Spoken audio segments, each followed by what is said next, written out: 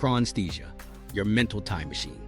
While that family argument is still simmering, something else is happening in the background. The same brain that rebuilt the blue truck can leap forward and build next Monday morning. Not just a guess, an experience. You can feel the cold tile, hear the kettle click, sense the rush to the door. That ability to move through time in your head is chronesthesia. It's not mystical, it's the brain's day job. Use the past to simulate the future, and use both to steer the present. To understand why this matters, we need to go back to the brain's scene builder. The hippocampus, tucked deep in the temporal lobe, doesn't just file memories. It assembles relationships. Who was where, what happened when, how pieces fit. It works with the brain's default mode network, the set of regions that lights up when your mind wanders or turns inward. Together they construct scenes. Yesterday's kitchen, tomorrow's meeting, a conversation you're rehearsing that hasn't happened yet. Same machinery, different timestamp. Get this.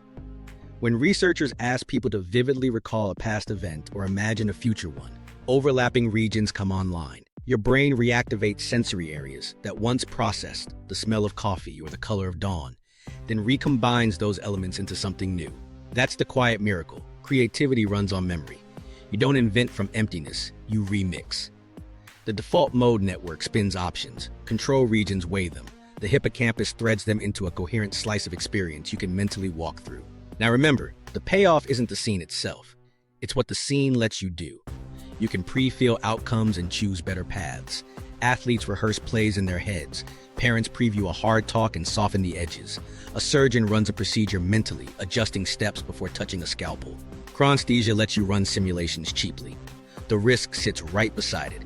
The more fluent the simulation, the more compelling it feels, and the easier it is to mistake cohesion for certainty. Here's where it gets crazy. Not in a sci-fi way, but in a Tuesday afternoon way. You're planning a road trip. You remember that the coffee shop off in exit 14 has a wide parking lot and a clean bathroom. That memory guides your route. But your brain may be blending two stops from different years. The lot from the gas station, the bathroom from the bookstore cafe. It's not lying.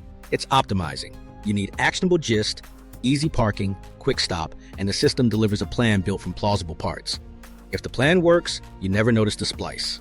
Meanwhile, there's a design feature that keeps this loop humming. Reconsolidation doesn't just rewrite yesterday, it updates tomorrow. Every time you recall the coffee stop to plan next week, you tweak the ingredients. Maybe you attach a friend's suggestion about a new exit. Maybe you drop a detail that no longer matters. The next time you plan, that revision is already baked in. You're not just traveling through time in your head, you're editing the map with each pass. What nobody knew at the time, when the man at the table argued about the blue truck, was that he used that same time machine to rewrite how he talked to his sister. He went for a walk, replayed the fight, and then built a new scene. Same kitchen, calmer voice, a pause before the rebuttal. He felt the air shift in the imagined version. That sensation, body-level realism, is the brain's way of flagging a simulation as worth testing in the real world. The next morning, he tried it. The conversation went differently. That's chronesthesia doing its job. But there was one problem. The stronger the simulation felt, the more it backfilled his confidence about the memory that triggered it. If I can see the coin in the radio so clearly, he thought, the truck must be right. That's the trap. Vividness doesn't prove accuracy. It proves your brain had enough sensory and emotional material to build a high-resolution scene. The source, perception, suggestion, inference, still needs checking. Without that, mental time travel becomes a courtroom where the best storyteller always wins. 3 days earlier, something small had shifted in him. He was trying to picture his father's hands as they were, not as he wanted to remember them. Instead of reaching for generalities, Dad, winter, car smell, he forced himself to slow down and ask, where did this detail come from? He traced the coin image to a neighbor's Plymouth, not his dad's truck. That one corrective moved more than a memory. It changed the next conversation, the next sense of himself as someone who can reconsider. Chronesthesia isn't just a cognitive trick, it's a moral power. You can pre-live a choice, feel its temperature, and steer away from harm. You can test apologies, rehearse boundaries, or practice courage before stepping into the room. The cost is constant ambiguity. The simulations that save you are built from the same reconstructive parts that mislead you. So you build habits around the power. Check sources, write notes when stakes are high, invite other people's angles, and let corrections update both the past story and the next rehearsal. In the aftermath of that kitchen scene, the man kept the photo on his fridge, not as proof he was wrong, but as a prompt to time travel carefully. Before hard talks, he'd take 10 minutes, run the future conversation once, then ask himself the question he kept forgetting. Which parts of this are memory, which are wishful edits, and how will I know the difference when it matters? Eyewitness memory on trial. While that kitchen argument cools, across town a different room is heating up. Fluorescent lights, a sworn oath, and a single question that can take a life off its tracks. Are you sure? Eyewitness memory looks persuasive because it sounds like a story with edges. But in court, the brain's editing suite meets procedures that push gist over source. And once confidence rises, juries lean in. To understand why, we need to go back to how a crime scene turns into testimony. First, there's the event itself. Stress, adrenaline, attention tunneling on a weapon or a face. Sensory detail gets uneven. Central features vivid, periphery thin. Then comes delay. Each retelling reopens the memory to reconsolidation. After that comes the interview. A leading question. The man in the red jacket, right?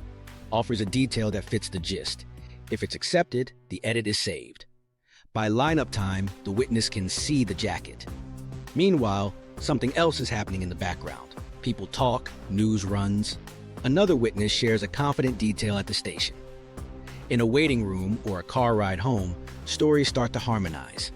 It isn't malice, it's social reconstruction. A shared gist forms. Tall, nervous, red jacket, and everyone's individual memory drifts toward it. The next day, each recall feels easier, so it feels truer. Here's where the lab meets the street. In the DRM studies, a non-presented lure like sleep slides in because it matches the list's theme.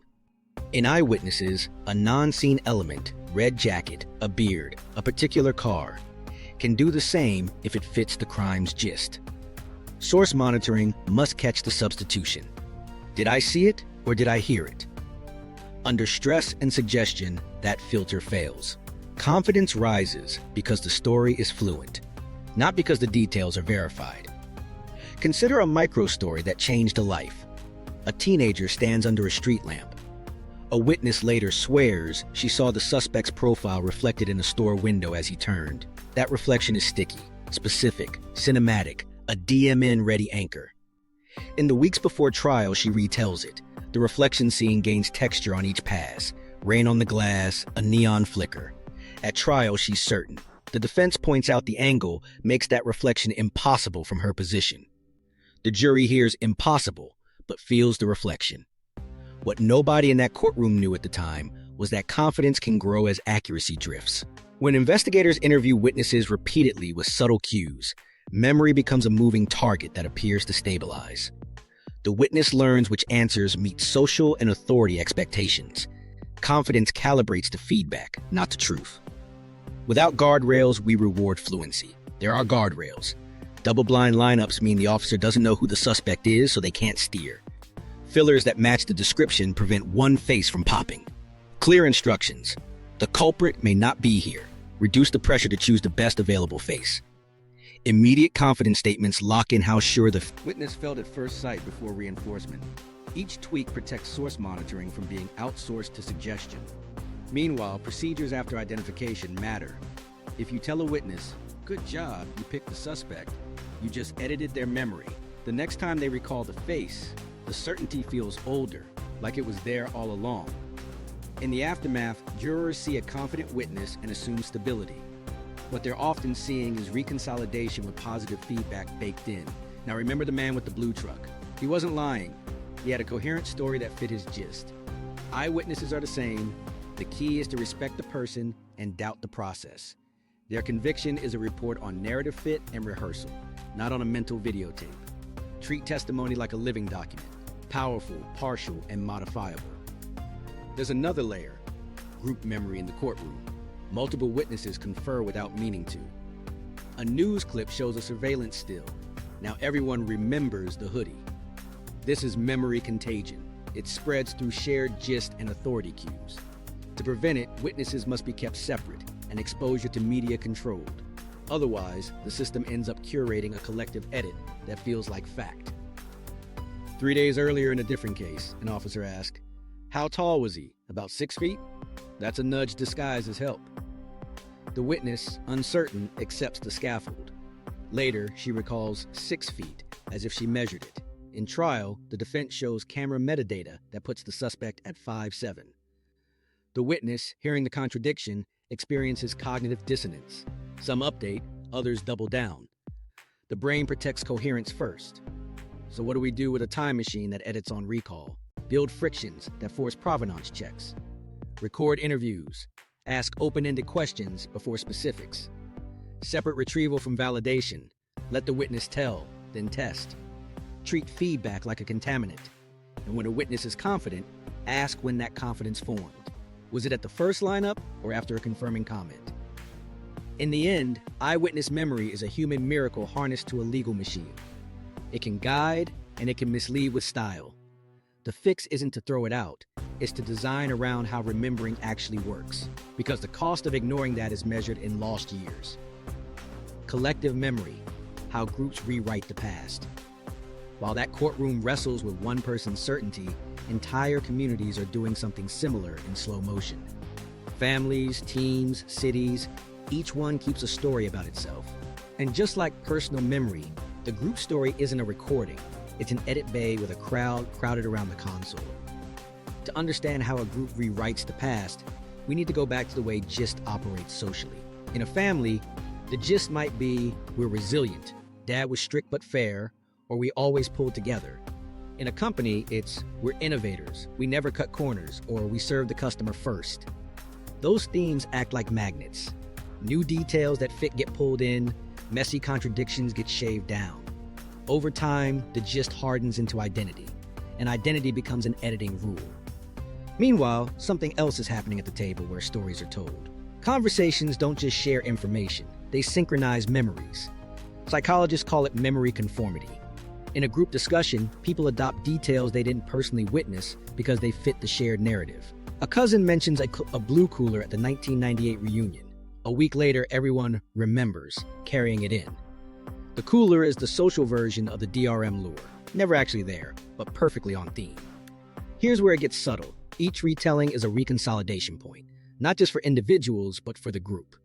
The story that gets the most nods, the one that draws laughs, hushes the room, or scratches a moral itch, gets rehearsed more.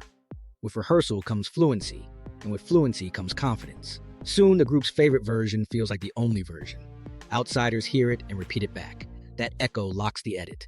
Now remember, groups don't edit arbitrarily, they edit for function. A startup cuts the memory of its lucky break and amplifies its grit to train new hires on persistence. A town buffs its founding myth to attract investment. A nation highlights sacrifice to bind strangers into citizens. These edits carry moral weight. They tell people which traits to admire, which behaviors to copy, which losses to honor. But the same force that forges cohesion can smother inconvenient truths. Consider a micro-story from a team after a product launch.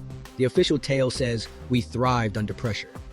In the hallway, one engineer remembers a last-minute patch from a junior dev that prevented a meltdown. At the all-hands, that detail is missing. The patch doesn't fit the heroic arc led by senior leadership. After a few company meetings even, the engineer starts to feel unsure. Did the patch happen in that release or the next? The gist, resilience from the top, wins the room and eventually wins the memory. What nobody in that building knows at first is that communication structure steers whose details survive. If one person holds the mic, boss, elder, influencer, their recall becomes a template. Others align to it to avoid friction. Social costs punish deviation, so dissenting memories decay. The group keeps cohesion, it loses resolution. Meanwhile, artifacts masquerade as anchors. Photos on the wall, mission statements, commemorative videos. They're powerful, but they're not neutral. Like any retrieval cue, they bias what gets remembered next. A photo album of smiling faces at the reunion foregrounds joy. The argument that split two siblings drifts to the margin. Next year, when the family tells the story, the album sits on the table like a silent vote. There's a darker edge. Collective forgetting by design. Organizations forget scandals by crowding the channel with new achievements. Cities rename plazas and remove plaques. The forgotten events fade because retrieval paths are blocked. In digital spaces, algorithms privilege what's clicked and shared. Popular gist climbs the feed. Odd but important counter-memories slide out of view. Over time, a platform's memory becomes the group's memory. But there's also a way to make collective memory wiser. You can build procedures that protect source monitoring at scale.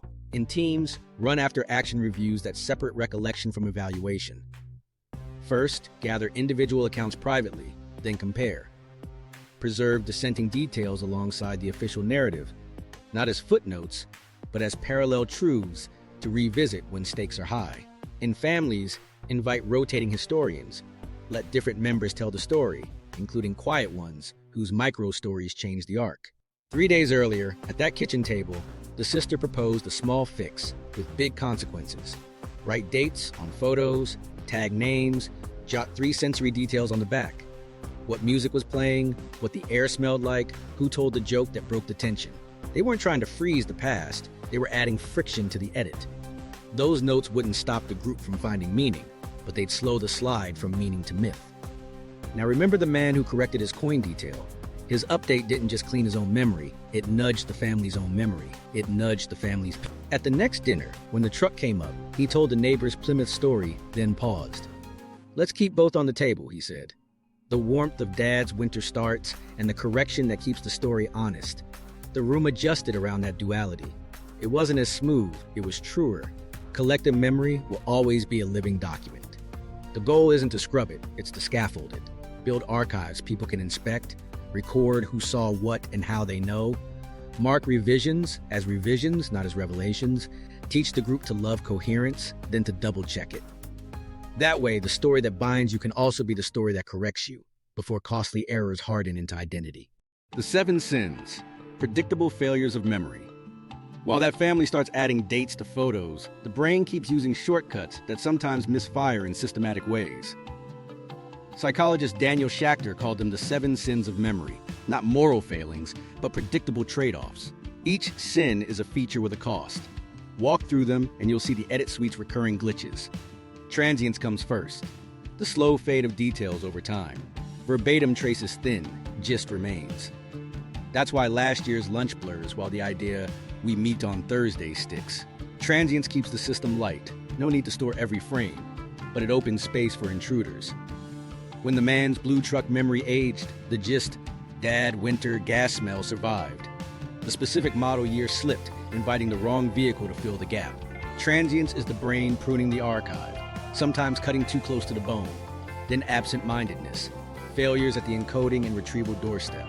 You put the keys down while texting, no attention, no solid trace. Later, you can't believe you lost them. In truth, you never fully laid the track. In our kitchen story, the coin on the radio moment might never have belonged to that truck because it was never encoded cleanly in context. It rode in later on association. Absent-mindedness protects bandwidth. Focus on what matters now. At the cost of holes you'll patch with guesses. Blocking is different. The memory is there, but access is jammed. The name sits on the tip of your tongue, crowded out by competing traces. This protects you from runaway activation. It keeps the network from lighting up everything remotely related. But in conversation, blocking can push you toward a near neighbor, swapping Ethan for Evan, and later the wrong name hardens through repetition. In courtrooms, a blocked face can be rescued by the closest match in the lineup, which then becomes the remembered face. Misattribution is the blue truck's core sin, assigning a memory to the wrong source. You remember the coin scrape vividly, but attach it to Dad's Ford instead of the neighbor's Plymouth. The DRM paradigm shows this in miniature. The lure word sleep feels familiar and gets tagged as studied rather than generated. Misattribution is the price of a system that privileges meaning. Source markers are lighter than content, so they're easier to lose. When source monitoring slips, accuracy rides the strongest association. Suggestibility sits right beside misattribution. External hints slip past the guardrail and weave into the memory. A sister says blue truck, a detective says red jacket, a friend says remember when we sang Oasis, and soon you do. Each suggestion provides a ready-made patch that fits the gist, so the brain installs it during reconsolidation. The danger isn't gullibility, it's efficiency. The mind would rather have a coherent, actionable scene than a heap of unresolved fragments, so it accepts plausible imports. Bias is quieter and more pervasive. Present beliefs shaping the past. After a falling out, earlier interactions feel colder in hindsight. After a promotion, the struggle phase feels more purposeful. The brain updates the story to maintain the current self. This helps identity cohere. It's hard to steer if your narrative splinters, but it can flatten the complexity you need to learn. In the kitchen, once the man decided he's the careful rememberer, he filtered old scenes to support that self-image, resisting corrections longer than the facts warranted. Finally, persistence. Memories that won't let go. Intrusive scenes, earworm flashbacks, loops that replay at 2 a.m. persistence can be protective. Don't touch the hot stove, but it can also trap you in high-resolution edits that dominate newer, truer information. A single, humiliating meeting becomes the lens for every future presentation, even after many go well. The sensory density that makes a memory durable can make it stubbornly wrong if its gist was misset at the start. Here's the thing. None of these sins are bugs. They're the engineering trade-offs of a brain built for speed, meaning, and simulation. Transience keeps storage sane. Absent-mindedness frees attention for what's pressing. Blocking prevents runaway noise. Misattribution and suggestibility ride on semantic integration that lets you generalize. Bias keeps the self stable enough to act. Persistence saves you from repeating pain. You want these features. You just need guardrails when stakes climb. So how do you work with a system that's helpful and hazardous at the same time? You build counterweights, tuned to each sin. For transients, you externalize. Notes, photos, timestamp logs for moments you'll need to recall precisely. For absent-mindedness, you add rituals and cues. Keys always in the bowl by the door. One inbox for receipts. Brief pauses before switching tasks to mark the moment. For blocking, you reduce interference. Retrieve later, change context, and avoid, forcing the wrong neighbor into place. For misattribution and suggestibility, you bolster source monitoring. When a detail surfaces, ask, when did I first know this? Where did it come from? Separate your first free recall from anything you read, heard, or were asked later. In teams, collect independent accounts before any group discussion. For bias, you build a habit of counter-narratives. Write the alternate interpretation you'd believe if your role were different, or if you were watching a stranger. For persistence, you reroute. Pair the sticky memory with new contexts and meanings so it stops being the only path your mind walks. Meanwhile, lean on the strengths that make the sins survivable. Use the DMN scene builder to rehearse future conversations with explicit uncertainty baked in. If X happened, I'll do A. If not, I'll do B. Treat vividness as a signal of construction quality, not of truth. Respect coherence, then verify. The man with the photo learned to ask 3 questions before trusting a memory that felt right. Does it have a timestamp? Can I name the source? What would count as disconfirming evidence I'd accept? These sins won't vanish, but when you see them as design features, you stop blaming yourself for being human and start designing processes that let the time machine do its best work without steering you off the road.